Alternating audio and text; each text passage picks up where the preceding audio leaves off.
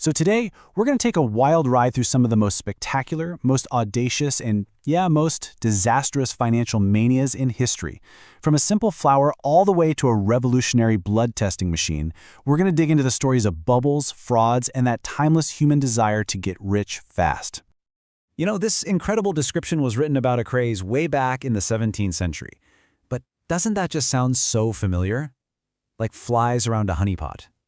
It just perfectly nails that magnetic pull of a once-in-a-lifetime opportunity, that fear of missing out that's been driving people to financial ruin for centuries. And, that really gets to the heart of what we're talking about today.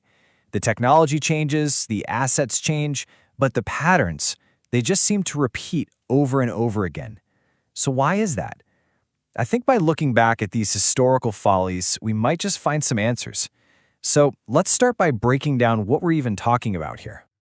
All right, so here's what we've got on tap. First, we'll get our terms straight in the anatomy of a bubble. Then we're going to travel way back to see the first great speculative frenzies. We'll meet the man whose name is now synonymous with fraud itself, see how his playbook got a high-tech update, and then, the big one, we'll figure out how to spot the timeless red flags of the next big lie. Okay, so before we dive into all the crazy stories, we've got to get on the same page. Let's get our terms straight. Like, what's the real difference between just a moment of mass hysteria and a straight-up, carefully planned crime? Okay, so a financial bubble, this is what happens when hype just completely takes over. You've got people buying something, not because it's actually useful or valuable, but because they're betting they can flip it to someone else for more money tomorrow. The price just skyrockets, completely detached from reality, until eventually, pop. Now, a Ponzi scheme, that's a whole different beast. It's not just hype. This is a deliberate fraud from day one. It creates this illusion of a brilliant investment by using money from new people to pay off the early folks. I mean, it is literally a house of cards, mathematically guaranteed to fall apart the second you can't find enough new money to throw in. Okay, so now that we know what we're looking for, let's jump in the time machine. Let's head back to the 17th and 18th centuries and see these things play out for the very first time on a massive scale. So get this, one of the very first, epic financial bubbles wasn't about gold or stocks or land, it was about flowers. Tulips had just been introduced to Europe, and they were exotic, beautiful, and super rare. They became the ultimate luxury item. Owning a special bulb was a sign of incredible wealth. So the craze just exploded between 1636 and 1637. At the very peak of this frenzy, a single rare tulip bulb could go for as much as 5,000 guilders. Now that number probably doesn't mean a thing to you, right? So let me put that into perspective for you. Okay, so 5,000 guilders? That was enough to buy a mansion on the fanciest, most prestigious canal in Amsterdam. I mean, people were literally trading their entire homes and estates for a couple of flower bulbs, convinced that the prices could only keep going up. And then it all just stopped. February 1637, the whole market just collapses. Poof, fortune's gone, just like that. Fast forward less than 100 years, and we see the exact same thing happen in Britain, but this time with the South Sea Company. The promise was huge. The company would take over Britain's national debt and in return get an exclusive monopoly on trade with the super-rich Spanish colonies. The story was just too good to pass up, and the hype went absolutely ballistic. And just look at this timeline. The stock price goes from 128 to 1,000 pounds in just a few months. But by the end of that same year, it's right back where it started. The speed is it's mind-blowing. So you're starting to see the pattern here, right? It doesn't matter if it's a flower or a piece of paper, the playbook is exactly the same. There's this tantalizing promise, exotic status or unimaginable riches from trade, and a much, much more disappointing reality. The reality was, tulips are just flowers, and that exclusive trade monopoly, it wasn't making any money. The value was built entirely on hype, not substance. All right, let's jump forward to the early 20th century. Because we need to talk about a guy whose scam was so legendary, so perfectly crafted, they ended up naming the whole type of fraud after him. Let's talk about Charles Ponzi. So this was the pitch, a 50% return on your money in just 45 days. I mean, think about it. Back then, people were happy with maybe 5% a year. It was insane.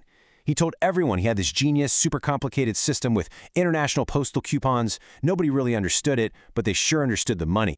So what was the big secret? Well, the truth is, there wasn't one. No genius scheme at all. His playbook was brutally simple.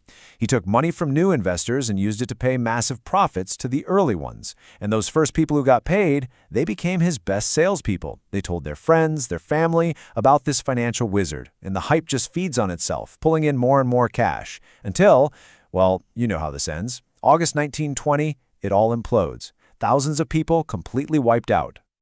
Okay, let's do another time jump. A big one. 100 years into the future. We're in our world now. Silicon Valley, iPhones, biotech, everything's changed, right? But have the scams really changed? Just look at this. It's wild. On the left, the South Sea Company from 1720. On the right, the modern biotech startup Theranos. Sure, the promises sound different. One's about shipping routes, the other's about saving lives, but the lie at the core, it's exactly the same. Both made a world-changing claim, and both were built on a foundation of lies. The reality was, Theranos' little magic box, it didn't work. They were faking it, running tests on the same old machines their competitors were using all along. And look, this wasn't just a case of, oops, our startup didn't work out. No, according to the actual Department of Justice indictment, this was a massive, deliberate fraud. The founders knew, they knew their technology couldn't be trusted for serious things like HIV tests, and they kept taking money and putting patients at risk anyway. Well, eventually, the whole thing unraveled, and after huge investigations and massive public trials, both founders, Elizabeth Holmes and Sunny Balwani, were convicted of fraud.